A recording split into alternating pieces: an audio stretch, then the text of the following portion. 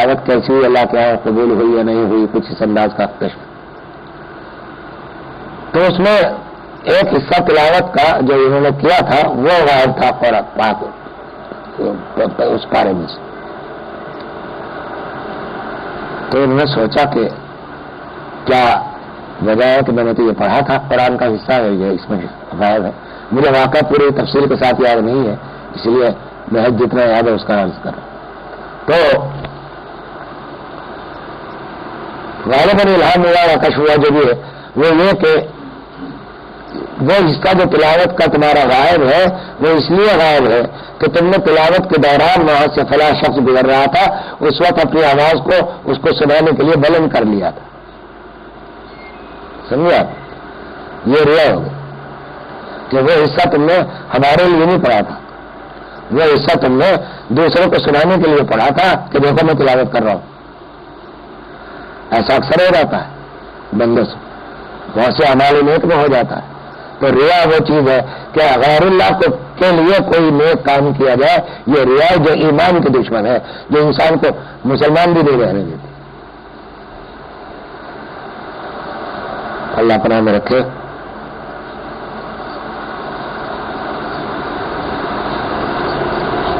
ایک جگہ قرآن کریم میں بڑی ڈرانے والی آیت ہے، وہ عرض کرتا ہوں. فرمایا کہ الذین ضل سعیہم فی الحیاۃ الدنیا وہم یحسبون انہم یحسنون صنعا، کہ حیات دنیا میں ان کی ساری کوششیں جو انہوں نے کی تھی، نماز پڑھے تھے، روزے رکھے تھے، یا خیرات کی تھی یا خدمات کی تھی بزرگوں، ضل سعیہم ان کی کوششوں کو ختم کر دیا گیا، گمراہ کر دیا گیا. ضل گمراہ ہو گئی، کر دیا نہیں گیا، گمراہ ہو گئی وہ ساری کوششیں. پھر حیات دنیا، دنیا کے اندر، دنیا کی زندگی میں، وہم یحسبون اور وہ یہ گمان کر رہے ہیں آخر وقت تک وہ اس گمان میں ہے، ہم یحسبون انہم یحسنون صنعا، کہ وہ بے شک کوئی بہت اچھا کام کر رہے ہیں، یعنی اپنے آپ کو مومن بھی سمجھ رہے ہیں آخر وقت تک، اور اپنے اس کام کو خیر بھی کہہ رہے ہیں اور اپنے اس کام کو خیر سمجھ رہے ہیں. لیکن ہو یہ رہا ہے کہ انہوں نے کہیں دکھاوا کیا، کہیں تکبر کیا، اور اس کی وجہ سے ان کے یہ اعمال ضلالت میں پھینک دیے گئے، ذلہ کر دیا گیا، گمراہ کر دیا گیا ان کے ان اعمال کو، اور وہ ایمان سے محروم ہو گئے. اور آخر تک ان کو خبر نہیں ہوئی کہ ہم ایمان سے محروم ہیں، اور اللہ تعالیٰ پناہ میں رکھے وہ خاتمہ کفر پر ہوا. اور یہ بہت سارے اعمال ہیں، ان کی تفصیل کرنے کا اس وقت موقع نہیں ہے. تو بڑی ضرورت اس بات کی ہے کہ پہلے اپنے روح ایمان کے تقاضوں کو قد افلح، اگر کامیابی اگر چاہیے، اور کامیابی چاہیے، کون ہے جو نہیں چاہتا کامیابی؟ دنیا کی کامیابی چاہیے، آخرت کی بھی چاہیے. تو قد افلح من تزکا، تو جس نے اپنی روح کی نجاستوں کو پاک کیا پہلے ایمان کے، اور پھر قرب الہی حاصل کرنے کے لیے، فضائل حاصل کرنے کے لیے ذکر اللہ کی کثرت کی. ذکر اللہ کی کثرت سے فضائل پیدا ہوں گے. کون سے فضائل پیدا ہوں گے؟ ایک تو آپ کا وہ تکبر جو آپ سمجھے بیٹھے ہیں کہ میں بڑا آدمی ہوں، فلاں کو حقیر سمجھ رہے ہیں. ایک شخص نماز نہیں پڑھتا، برائیوں میں مبتلا، آپ دیکھ رہے ہیں اس کو، اور حرام میں مبتلا ہے. اب اگر آپ اس وقت اپنے آپ کو اس سے بہتر سمجھ کر اس کو حقیر سمجھ رہے ہیں کہ یہ حقیر ہے اور میں اس سے بہتر ہوں، تو یہ بھی تکبر ہے. ذرا غور کیجیے گا. یہاں ایک سوال پیدا ہوگا، وہ سوال یہ ہے کہ جب ہم دیکھ رہے ہیں کہ ہم نمازی ہیں، 5 وقت نماز کے لیے مسجد میں بھی جاتے ہیں، قرآن بھی پڑھتے ہیں، تلاوت بھی کرتے ہیں، خیرات بھی کرتے ہیں، اور وہ یہ سب کچھ نہیں کر رہا، تو ہم یہ کیسے سمجھ لیں کہ یہ ہم سے اچھا نہیں، یا ہم سے برا، یا ہم اس سے برے؟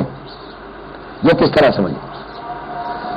یہ نہیں کہا جا رہا کہ تم نہ سمجھو، جاننا یہ تو سمجھو گے یقیناً کہ وہ اگر بے نمازی اور میں نمازی ہوں. اذان ہو رہی، رضیت باللہ رب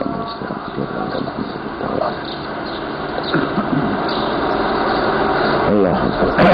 تو یہ تو سمجھا جائے کہ ٹھیک ہے، میں اس وقت اللہ نے مجھے توفیق دیا، مجھے نمازی بنایا ہے، میرے دل میں ایمان رکھا ہے، مجھے اللہ نے نیک کاموں کی توفیق دی ہے، یہ محروم ہے. لیکن اس کو حقیر مت سمجھا. اگر حقیر سمجھ لیا تو تکبر ہے. اگر اس کو بیمار سمجھا تو بیمار کے ساتھ تو آدمی ہمدردی کا معاملہ کرتا، سمجھا؟ تو حقیر نہیں سمجھتا. وہ ایک صاحب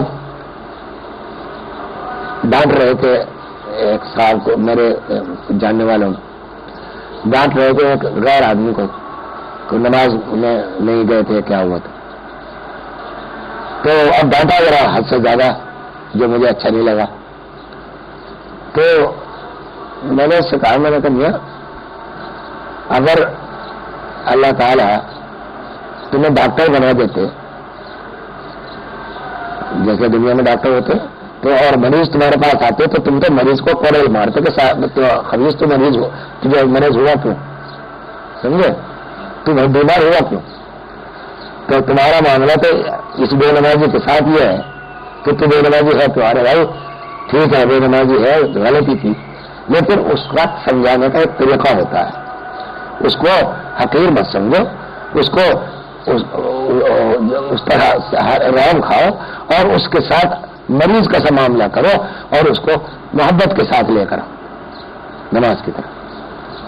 تو وذکر اسم ربہ فصلی، اور اللہ تعالیٰ کے رب کا نام لے کر، تو اب کیا ہوگا؟ تو دل میں حق تعالی شانوں کی معرفت بڑھے گی. ذکر اللہ سے کہ خصوصیات بہت ہیں، اور یہ جاننے والا ہی بتائے گا. صحبت شیخ بتائے گی، علماء کی صحبت بتائے گی کہ کون سے آدمی کے لیے کون سا ذکر زیادہ مفید ہوگا، کس سے اس کے اندر امراض کیا ہے، ان امراض کی تشخیص کرے گا، پھر اس کے مطابق اس کے ذکر کا متعین کرے گا.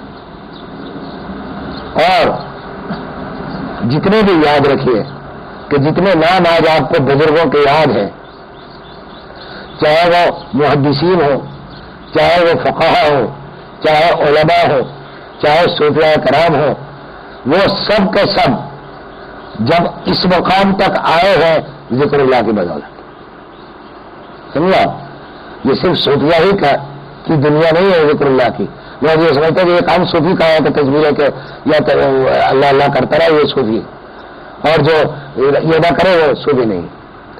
پہلے زمانے میں صحابہ کرام فقیر بھی تھے، صوفی بھی تھے، عالم بھی تھے، محدث بھی تھے، یعنی اللہ لکھنا پھر بھی نہیں آتا تھا.